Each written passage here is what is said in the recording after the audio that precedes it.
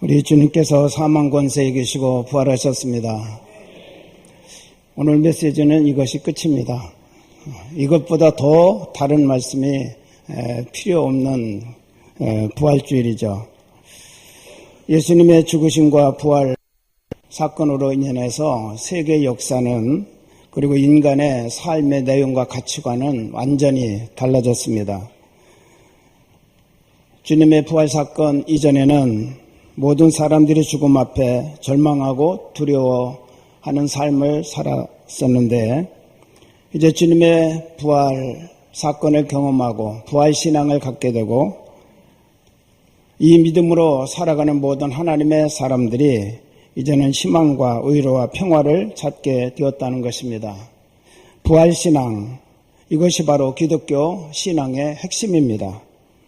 예수님께서 유대 종교 지도자들의 시기와 모함을 받아서 로마 군인들에게 체포당하셨습니다. 그분은 처형당하기 전에 입고 있던 한 벌 옷마저도 로마 군인들에게 다 빼앗겼습니다. 그분은 십자가에서 인류의 죄를 대속하기 위해 처참하게 처형되셨고, 그를 따르던 제자들은 모두가 다 자기의 생명을 지키기 위해서 도망가고 말았습니다. 예수를 따르던 여인들 몇 명만 십자가 밑에서 예수님의 마지막 가시는 모습을 지켜보았고, 무덤까지 따라가서 예수님이 장사되고 그 무덤 입구가 큰 돌로 봉해지는 것을 보게 되었습니다. 성경을 보면 예수님이 살아생전 공생의 사역을 하는 3년 기간 동안 십자가의 죽으심과 사흘 만에 다시 살아날 것이라고는 이 사실에 대해서 6번이나 예언을 하셨습니다. 그런데 제자들은 이 말을 그냥 흘려버리고 말았어요.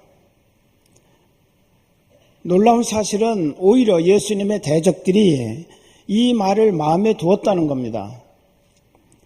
예수님이 운명하시자 제사장들이 빌라도에게 가서 이렇게 말하죠. 예수가 살았을 때 여러 차례 공개적으로 자기가 죽은 지 사흘 만에 살아난다고 했는데, 만약 제자들이 시체를 훔쳐가서 예수가 진정 부활했다고 주장하면 어떻게 합니까? 보초를 세워서 철저히 지켜야 합니다. 라고 그들이 건의를 드립니다. 총독 빌라도가 이 말을 일리가 있다고 판단해서 군대를 보내서 예수님의 무덤 입구를 돌로 막게 하고 인봉해서 누구도 손대지 못하게 할 뿐만 아니라 보초를 세워서 지키게 했습니다. 드디어 예수님이 무덤에 묻히신 지 사흘째 되는 날 새벽, 막달라 마리아와 다른 마리아, 다른 복음서에 보면 야고보의 모친 마리아라고 그렇게 나오고 있습니다. 두 여인이 무덤을 향해서 나아갑니다. 그들이 간 목적은 향유를 준비했다, 그렇게 말하고 있습니다. 예수님의 시체에 향유를 부어드리기 위해서 향유를 준비하고 그 향유를 가지고 갔다는 것이죠. 그들이 무덤에 도착했을 때 자기들이 생각했던 그런 상황이 아닌, 전혀 기대하지 못했던 상황이 일어나게 되었습니다. 갑자기 큰 지진이 났고 천사가 내려와서 무덤의 입구를 막았던 큰 돌을 굴려내고 그 돌 위에 앉았습니다. 무덤을 지키는 군인들은 이 놀라운 상황을 직면하자 무서워하여 떨며 죽은 사람같이 되었다라고 성경은 기록하고 있습니다. 갑자기 큰 지진이 나고 가만히 있던 돌이 굴러가고 예수님이 부활하시는 놀라운 사건이 일어나자 그들은 혼비백산했다라는 거죠. 이 군인들이 죽은 사람같이 되었다라고는 말은 정신이 빠졌다 또는 기절해버렸다라고는 그런 뜻을 가지고 있습니다. 너무나 충격적이고 놀라운 사건 앞에 그들은 어찌할 바를 몰랐다는 것입니다. 무덤을 찾아갔던 이 두 여인은 이렇게 예수님의 부활 현장을 목격하게 되었다고 말합니다. 주님을 사랑하고 주님의 말씀을 믿고 마지막까지 주님 곁을 지키려 했던 여인들은 부활의 현장을 목격하는 축복을 받게 되었습니다. 그리고 눈앞에 빈 무덤을 발견하게 되었고 결국은 부활의 주님을 만나는 체험적인 신앙을 그들은 처음으로 갖게 되었습니다. 맞습니다. 주님을 사모해야 이런 영적 체험이 가능하다는 사실을 믿으시기를 바랍니다.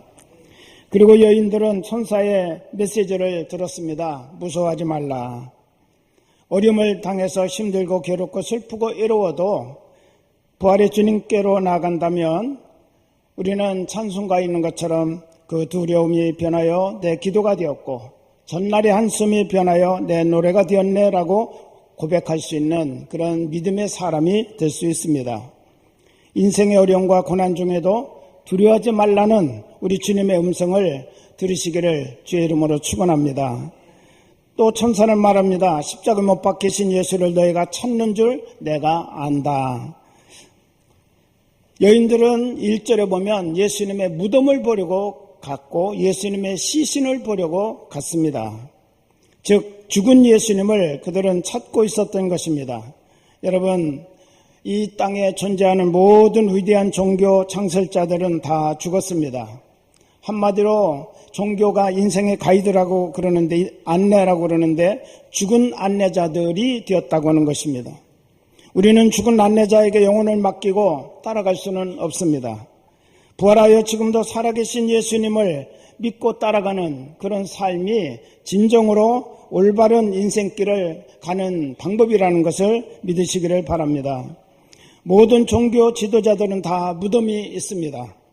그리고 이제 그곳은 하나의 관광지가 되어 버렸다는 거죠. 그러나 예수님의 무덤만 빈 무덤입니다. 여러분, 살아계신 예수님을 믿음으로 여러분의 삶이 영생길을 가는 그런 삶이 되시기를 주의 이름으로 축원합니다. 죽음은 인간이 감당하지 못하는 문제인데 예수님만이 바로 이 죽음을 이기시고 부활하신 능력의 하나님이십니다. 인생의 시련과 염려와 근심과 걱정, 고통에서 우리를 구해줄 부활의 능력이 예수님께만 있다는 사실을 믿으시기를 바랍니다. 그러므로 오직 예수님의 안내만을 받는 그런 인생들이 되어야 합니다. 천사는 또 말합니다. 여기 그가 계시지 않고 그가 말씀하시던 대로 살아나셨느니라. 천사가 여인들을 재촉하며 또 이렇게 말합니다. 빨리 가서 그의 제자들에게 그가 죽은 자 가운데서 살아나셨다고 알려줘라. 부활의 증인이 되라는 것입니다. 예수님의 부활은 죽음이라는 한계에 갇혀서 두려워하고 낙심하는 사람들에게 빨리 가서 전할 만한 가치가 있는 가장 좋은 소식임을 믿으시기를 바랍니다. 여러분이 부활주일 아침에 여러분의 가슴속에도 이와 같이 내가 어느 누군가에게 빨리 가서 예수 그리스도의 부활의 증인이 되고 싶은 그런 열망이 우리 안에 일어날 수 있기를 간절히 바랍니다. 이 천사의 말에 여인들은 순종했습니다. 8절에 보면 무서움과 큰 기쁨으로 빨리 무덤을 떠나 제자들에게 알리려고 다름질했다라고 그렇게 말합니다. 여인들이 부활의 현장을 체험하자 몇 가지 결과가 나타났는데 먼저는 무서움과 큰 기쁨이 생겼다라고 그렇게 말합니다. 처음에는 무서웠습니다. 왜? 그동안 인간이 경험하지 못했던 새로운 사건이기 때문에 지금까지 한 번도 죽은 자의 부활을 경험하지 못한 인류였습니다. 예수님이 부활의 첫 열매가 되신 것입니다. 이런 새로운 사건의 경험 때문에 그들은 무서웠고 그렇지만 예수님이 부활하신 그 모습을 보고 그들은 큰 기쁨이 일어났다라고 그렇게 말합니다. 그리고 그 사실을 빨리 알리고 싶어서 그들은 다름질하는 여인들이 되었습니다. 이것이 바로 부활하신 예수님을 믿는 성도들의 특징적인 삶이라는 것을 아시기를 바랍니다. 부활의 예수님을 바라보면 두려움이 변하여 기쁨이 되고 그리고 그 좋은 소식을 우리가 나누고 싶고 전하고 싶은 그런 간절한 마음 때문에 바쁘게 우리의 발걸음이 움직여질 수 있어야 된다는 것이죠. 두 여인은 천사를 통해 예수님의 부활에 대해 듣기만 한 것이 아니라 부활하신 주님을 첫 번째로 만나서 뵙는 그리고 경배드릴 수 있는 그런 영광을 누리게 되었습니다. 그리고 이 여인들에게 주님은 세 가지의 말씀을 하셨습니다. 첫째는 평안하냐라고 인사하셨습니다.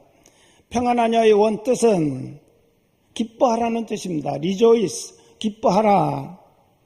두려움과 염려와 고민 속에 있던 사람들이 부활의 예수님을 만나게 되면 소망 가운데서 기쁨을 얻게 되고 기쁨을 회복하게 됩니다. 우리 하나님께서 우리 가운데 임재하신다면 우리에게는 언제나 삶의 큰 기쁨이 일어나게 된다는 사실을 믿으시기를 바랍니다. 십자가를 바라보십시오. 그리고 부활하신 주 예수님을 바라보십시오. 그리고 그분께 와서 우리가 함께 기도하십시오. 그러면 우리 예수님께서 우리의 마음을 기쁨과 소망으로 가득 채우시는 그런 놀라운 은혜를 베풀어 주실 줄로 믿습니다. 두 번째 말씀은 무서워하지 말라라고 말씀하셨습니다. 죽음의 권세를 이기시고 부활하신 예수님이 나의 주님이신데 더 이상 무서워할 것이 뭐냐라고 하는 그런 말씀이죠. 부활의 주님을 바라보면서 승리의 확신을 가지고 담대하게 살아가는 우리의 인생이 되어야 될 줄로 믿습니다. 지금까지 두려웠던 것들은 예수 그리스도께서 죽음의 권세를 이기시고 나의 주님이 되셨다는 데에 대한 확신을 우리가 갖지 못하기 때문에 우리가 환경 보고 사람 보고 어떤 사건을 보고 문제 앞에서 우리는 두려워하고 염려할 때가 많지만 우리에게 먼저 바라봐야 될 것은 죽음의 권세까지도 이기신 부활의 주님을 바라볼 수 있는 그런 자세가 우리에게 있어야 됩니다.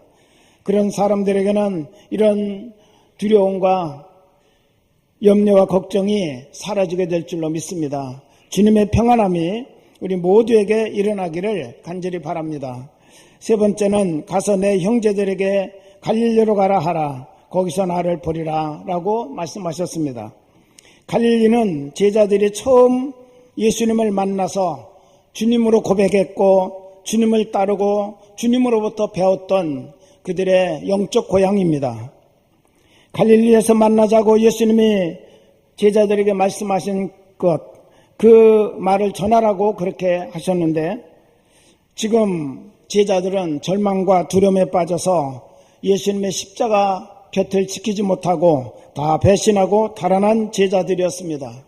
그들 스스로가 예수님을 찾아올 수 없는 그런 상황입니다. 우리 주님께서 그래서 여인들에게 전하도록 말씀하신 것입니다. 갈릴리로 가라. 나도 거기로 갈 텐데 거기서 다시 너희들과 내가 만나자라고 하시는 말씀이죠. 이 말씀은 제자들을 포기하지 아니하시겠다고 하는 말씀입니다. 그리고 제자들을 다시 회복시켜 주시겠다고 하는 의지를 우리 주님께서 보여주신 것입니다. 그럼에도 불구하고 제자들을 나는 변함없이 사랑한다고 하는 그런 사랑의 선포를 한 그런 말씀인 줄로 믿습니다. 여러분의 신앙이 떨어지고 낙심이 될 때, 여러분이 처음 예수님을 만나 감격했던 그 장소, 그 시간, 나의 갈릴리로 여러분이 돌아갈 수 있어야 됩니다. 처음 만났던 그곳에서 주님은 여러분을 다시 만나 주실 것입니다. 그분을 만나면 여러분의 영혼에 새로운 사랑과 기쁨과 만족과 행복이 차오르는 역사가 일어나게 될 것입니다. 부활주일을 맞아 두 여인의 놀라운 체험이 여러분과 저희 체험이 되기를 원합니다. 남은 평생 예수님의 십자가뿐만 아니라 이제는 부활의 능력을 체험하면서 복음의 증인으로 살아가기로 이 시간 결단하고 하나님 앞에 서는 그런 아름다운 시간이 되시기를 주님의 이름으로 축원합니다. 기도하시겠습니다.